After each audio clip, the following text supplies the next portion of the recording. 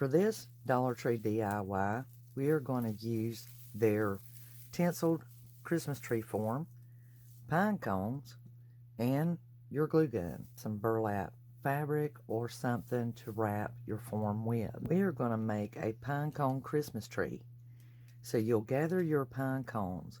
If you collected these in the wild, you want to make sure that you soak these, and I actually soaked mine in some hot water with some bleach.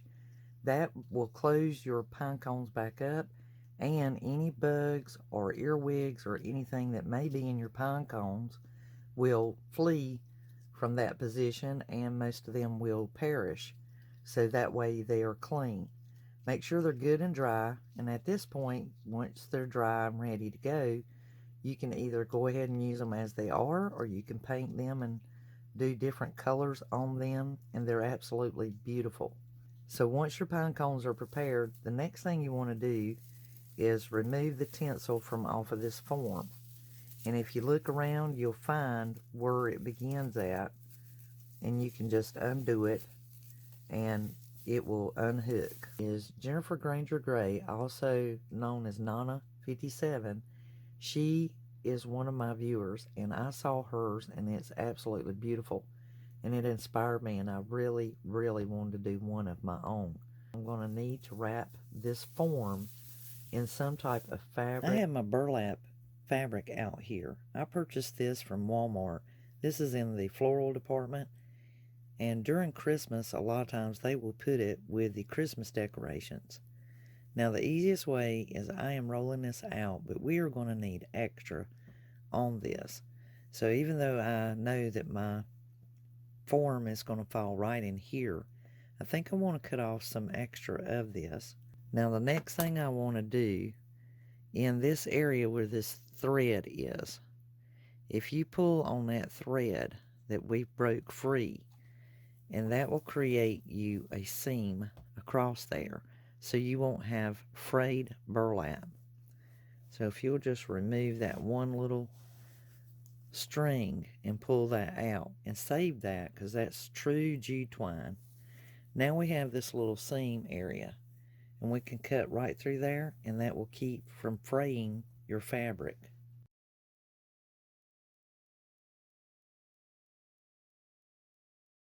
Now the first thing we want to do is go through our pine cones and sort them by size as well as their texture and style.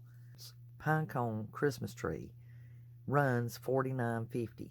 It is 24 inches tall. Ours will be 10 inches tall.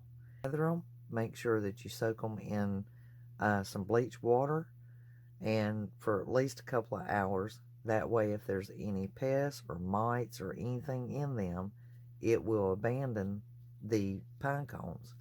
After that, you can dry them out naturally, usually a day or two, or you can put them in an oven on warm and hasten the drying method. So the one that was done by Martha Stewart, they had them going in different directions like a puzzle. Mix it up and make this look real high end. I'm putting pine cones on one side of my burlap, and as you can see, I'm not being consistent with the same sizes and the same shapes.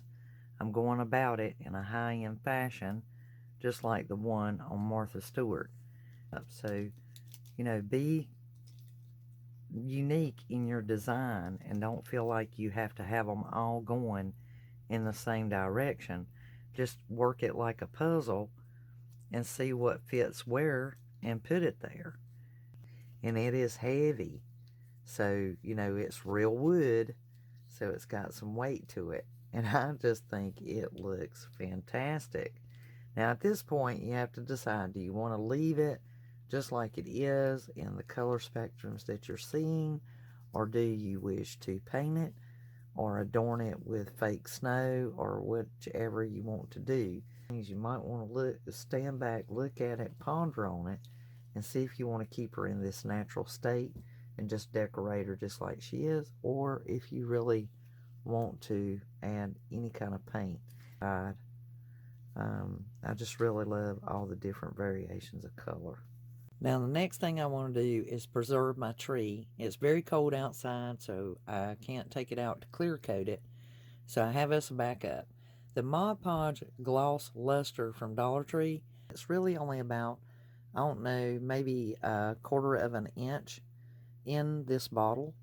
I'm going to add a little bit of water to it to right around the, close to the halfway mark, but not quite. Add warm tempered water to this bottle and shake it up. I'm going to add this spray nozzle and I'm going to mist my tree all the way around and let it dry. That will also give it a shine, a luster shine from the Mod Podge. It will seal the wood and prevent any pests or any kind of bugs from migrating and planting inside of this tree now that I've went through the trouble of preserving the pine cones. So I've misted down my tree with the Luster Mod Podge. So I've decided I want to make me a flower garland made out of twine to go on my pine cone tree. So I'm going to show you guys how to do that. I have allowed here around 8 inches of extra string. Leave that there. We're going to do the 3 finger, and that's where you'll take your thumb. You're going to place it on your ring finger. You're going to take your twine and allow a gap there, a little bit of gap there between your fingers. We're going to wind this approximately 4 winds. 3 fingers, 4 winds. 1, 2, 3, 4. And on this 5th one right here that we've got, we can bring that up, okay? We do not wish to cut that. What we're going to do, we're going to slide this off our fingers. We're going to pinch it in the center. This is the one, our tail coming off. And because we have this one coming up, we're going to go around this way. And because this one is coming out the other, we're going to go the opposite way. And we're going to tie it right there in the center. So we're going to take this tail and just tie it. And that's going to hold that in place because we want this garland to stay continuous. So you're going to have to be very coordinated. You can lay it down, guys, but see how I just kind of waddled that up? I want to make it tight. Let's put a second knot in there so it doesn't go anywhere. So we've got this one made. We don't want to spread that out. You want to keep those together because they'll get hung up because this is a continuous garland. If you need to, you can make these individuals and glue them onto your twine, whichever works best for you. So we're going to go about 6 inches up. We're going to place our thumb on our ring finger. We're going to bring this twine around. 1, 2, 3, 4. And on this 5th one right here, leave it dangling. You've got this one we started with. We want to bring it around the center. Just hold to it, guys. Bring it all the way around. Now you've got this one that you led with. Trying to get a hold of it. This one that you led with. Because you came around this way with this one, you've got to go the opposite direction with this one that it ended with. So you got to make sure you make this a complete round. And then you'll have this one going the opposite way. It keeps wanting to get hung. Bring it around. Just one round is sufficient most of the time. Trying to keep all my strings flowing. I got this. Now I want to take this, keep it together, and tie a knot. Just draw that up taut. Make it pretty snug. And if you need to, you can put one more tie in it. And voila, we have our second one. And just continue that until you get your garland as long as you like. Alright guys, now I've went ahead and put my rounds out on my little flower garland. I have 8 total made on this particular strand. And I decided to use these beautiful little red rustic looking bells from Dollar Tree. But the buttons would look just as beautiful. And basically, all I'm going to do is put a small spot of glue there and put my bell on it. And that is going to look so neat. Just make sure that your loops for your flower are spread out before you put your bell in there. And as you guys know, I'm using my SureBonder cordless glue gun. This can last for 5 minutes off of the cradle. It has the side pins, so if you lay it on its side, it is the high temp, 20 watt, and the cradle is the actual charger. And you can just place it right there and keep trucking. And it's got the little silicone pad out here for any drips it catches on it. Very, very compact and just super awesome. It has the detailed tip. So always use SureBonder for better bonding, and you will not ever look back. So now I've placed my garland onto my pinecone tree, and it's looking absolutely adorable. And I have this berry garland from the Dollar Tree that's the white burlap bow by the piece I was inspired by. When we cut our burlap a while ago, we had all of these strands that we pulled out to help us shape our burlap around our form. And these are the pieces that were pulled out.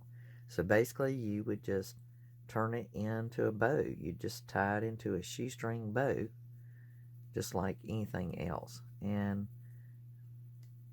just take all those little strands together. Now there's an idea. You can have that bow and just trim it off. Now this tree can't get any cuter, guys. This came from the Target Dollar Spot, and it had this wooden star in it, and believe it or not, I bought it because of that wooden star. And I want you to look, with the white berry garland on this pine cone tree and the bow, that star is going to be perfect. And because that had the hole in it from the Dollar Tree, look at that, guys. That cannot have been meant for anything more than this little tree. And I'm going to put that little bow right there with it because I still want that bow. Okay, guys, you've heard me go on and on about this pinecone tree, but did you know they're full of vitamin C? The pine tree is the most supplemented vitamin C you can get from any one source in the entire world. I think it's an example of the fruits and the divine creation that God has given us. So to keep you forever young, reverse your aging, go out and build your pinecone tree for the remembrance of the divine and the very reason we celebrate this beautiful holiday. Now, please give me a thumbs up. I really appreciate it if you enjoyed the video. That lets me know you did. And always remember that when you subscribe to this channel, you're part of my DIY team, and I love and adore each one of you. Thank you, Jennifer, for this beautiful pinecone tree. Until the next DIY, I'll be crafting, y'all. And thank you for joining me on this beautiful adventure. Bye, guys.